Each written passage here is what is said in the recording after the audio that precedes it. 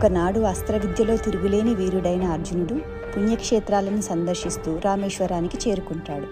అక్కడ రాముడు లంకకి వెళ్లేందుకు వానరసేనతో సముద్రంపై కట్టిన రామసేతు వంతెనను చూస్తాడు. దీన్ని చూసిన అర్జునుడు, అస్త్రవిద్యలో ఆరితేరిన రాముడికి ఈ రాళ్లతో వంతెన అవసరమా? నేనే అప్పుడు ఉంటే నా దగ్గర ఉన్న బాణాలతోనే పెద్ద వంతెన కట్టేవాణ్ణి అని అనుకుంటాడు. ఈ ఆలోచనలు విన్న హనుమంతుడు వృద్ధ కోతి రూపంలో అర్జునుడు ముందుకు వస్తాడు. బాణాలతో కట్టిన వంతెన కోట్ల మంది వనరుల బరువును ఆపలేదని, అందుకే రాముడు రాళ్లతో వంతెన కడతాడని చెప్తాడు. అయినా కానీ అర్జునుడు రాముడు అలా చేసి ఉండేది కాదని వాదిస్తాడు. అర్జునుడి అహంకారాన్ని సవరించడానికి అర్జునికి హనుమంతుడు ఒక సవాలు విసురుతాడు. బాణాలతో ఒక వంతెన కట్టమని, అది తన బరువు మోసి కూలిపోకుండా ఉంటే అగ్ని ప్రవేశం చేస్తానని చెప్తాడు. అర్జునుడు కూడా ఒకవేళ వంతెన కూలిపోతే అస్త్ర సన్యాసం చేసి అగ్ని ప్రవేశం చేస్తానని చెప్తాడు. అర్జునుడు తన అస్త్రాలతో ఒక అద్భుతమైన వంతెన కట్టి హనుమంతుడిని దానిపైన నడవమని చెబుతాడు. హనుమంతుడు ఆకాశమంత ఎత్తుకు ఎదిగి ఒక్క అడుగు వేయగానే వంతెన కుప్ప కూలిపోతుంది. అది చూసి అర్జునుడు బాధతో అగ్ని ప్రవేశానికి సిద్ధపడతాడు.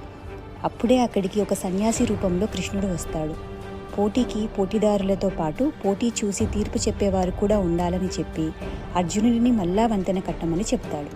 ఈసారి హనుమంతుడు అడుగు వేయగానే వంతెన కృంగిపోతుంది. నీరు మొత్తం రక్తంతో తడిసిపోతుంది, కానీ వంతెన కూలిపోకుండా ఉంటుంది.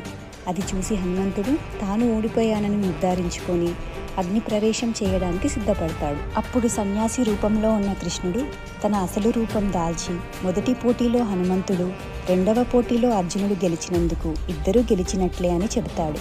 రెండవసారి వంతెన కూలిపోకుండా ఉండేందుకు వరాహ రూపంలో నీటి కింద ఉండి వంతెనను తానే మోశానని, అందుకే నీటిలో రక్తం ఉందని చెబుతాడు. హనుమంతుడు తాను చేసిన పని వలన కృష్ణుడు బాధ అనుభవించాల్సి వచ్చిందని, దానికి ప్రాయశ్చిత్తం ఎలా చేసుకోవాలో తెలుపమని అడుగుతాడు. అప్పుడు కృష్ణుడు ఇది తాను కావాలని చేశానని, కురుక్షేత్ర యుద్ధంలో అర్జునుడికి హనుమంతుడి సాయం కావాలని అడుగుతాడు.